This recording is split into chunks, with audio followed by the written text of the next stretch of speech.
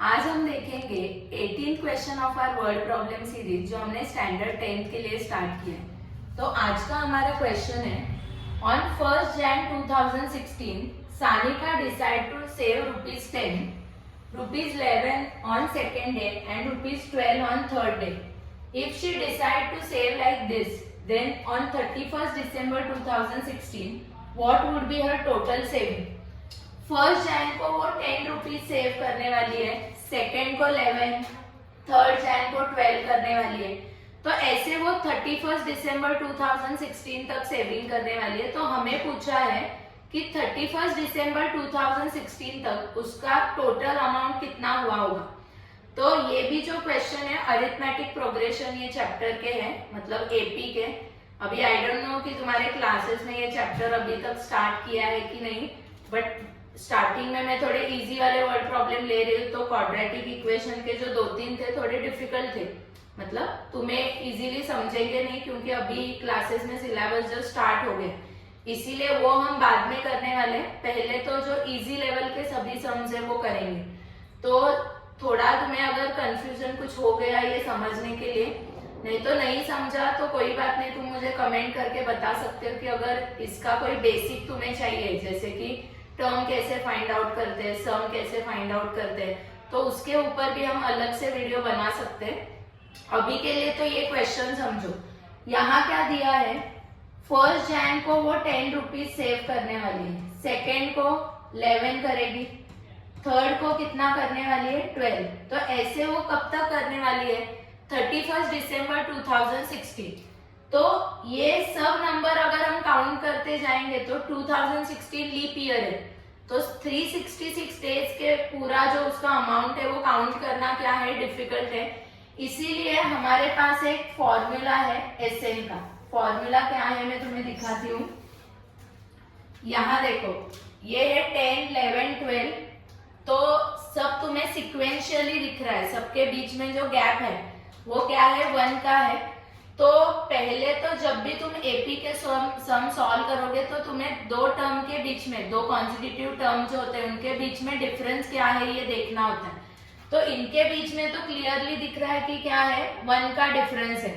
फिर भी अगर तुम्हें वो शो करना है तो तुम क्या कर सकते हो, यहाँ हमारा a मतलब फर्स्ट टर्म होता है, फर्स्ट टर्म को हम T1 भी बोलते हैं, टर्म 1 वो कितना दिया है 10, टर्म 2 दिया है 11 एंड टर्म 3 कितना दिया है 12। तो जब भी हमें एपी दिखाना होता है उसके लिए हमें डिफरेंस सेम आना चाहिए दो कॉन्जिक्यूटिव टर्म्स के बीच में।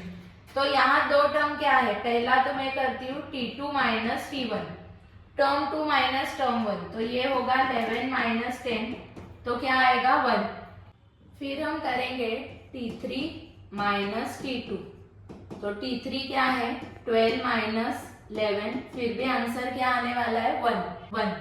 तो यहाँ हमें लिखना है difference between any two consecutive term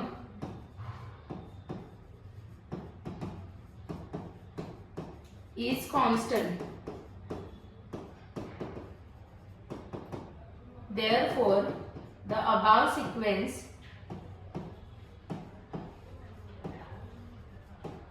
is an AP. ये जो हमें सीक्वेंस दिया है 10, 11, 12 वो क्या है, AP है। AP कब होगा, अगर दो टर्म के बीच में जो डिफरेंस है वो क्या होगा, सेम होगा, तो ही वो क्या हो सकता है, AP। तो अभी मुझे सम निकालनी है, कैसे समझा सम निकालनी है, 31st December 2016 तक वो कितने पैसे क्या करेगी, सेव करने वाली है, उसकी हमें एडिशन करनी है, टोटल अमाउंट बतानी है। तो इसका मतलब हमें क्या करनी है, 1st Jan से 31st December तक जो उसकी सेविंग है उसका क्या करना है, एडिशन करना है। तो एडिशन करने के लिए एक फॉर्मूला होता है, Sn is equal to n upon 2 in bracket 2a plus n minus 1 into D, ये उसका क्या है, फॉर्मूला है।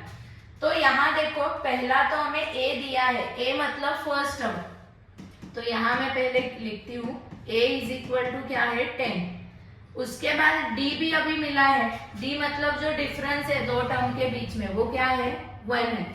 एंड टोटल कितने डेज है, 2016 मतलब लीप ईयर होता है तो 366 डेज है। तो n इज इक्वल टू क्या आएगा 366। तो मुझे 366 डेज के सेविंग की एडिशन करनी है, मतलब सम। तो इसका मतलब है कि मुझे S366 क्या करना है, फाइंड आउट करना है। तो इसके लिए हम Sn का फॉर्मूला यूज करेंगे। Sn is equal to n/2 in bracket 2a plus n minus 1 into D. तो Sn की जगह मैं क्या लिखती हूँ, S366।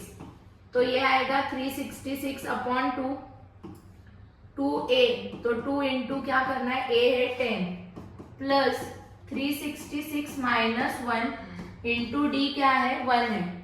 तो 366 को अगर तुम 2 से डिवाइड करोगे तो 2 18 आता है एंड ये 2 3 यहाँ क्या होगा, इनका मल्टीप्लाई होगा, 2 10 20। 366 माइनस 1 365 आता है और इंटू 1 किया तो भी क्या होगा 365। तो यहाँ क्या आएगा 183 इंटू 365 प्लस 20 क्या होगा 385। सो अगर हम ये दोनों का क्या करेंगे, मल्टीप्लाई करेंगे तो हमारा आंसर क्या आएगा 70,455। तो यहाँ मैं लिखती हूँ 70,455। तो उसका टोटल सेविंग कितना होगा 31 दिसंबर 2016 को 70,455। तो बहुत ही इजी सम है, पर एक बार मैं फिर से एक्सप्लेन करती हूँ कि क्या करना है हमें। यहाँ सानिका क्या कर रही है, 1 Jan 2016 से सेविंग कर रही है। वो फर्स्ट डे पे 10, सेकेंड पे 11, थर्ड पे 12, ऐसा वो सेविंग कर रही है। तो हमें पूछा है कि 31 दिसंबर 2016 को उसका सेविंग कितना होगा। अभी ये फाइंड आउट करना है, मतलब हमें सम फाइंड आउट करनी। जिनके क्लासेस में ये ऑलरेडी सिखाया गया है एपी, उनको डिफरेंस समझा होगा कि टर्म एंड सम का क्या मतलब रिलेशन होता है और कैसे डिफरेंस होता है दोनों में। और जो लोग अभी पढ़ रहे हैं कोई बात नहीं है, टोटल कहीं भी निकालना है उसका मतलब होता है सम। तो यहाँ भी तो हमें टोटल ही निकालनी है ना उसके सेविंग की, तो हमें क्या निकालना है, सम निकालना।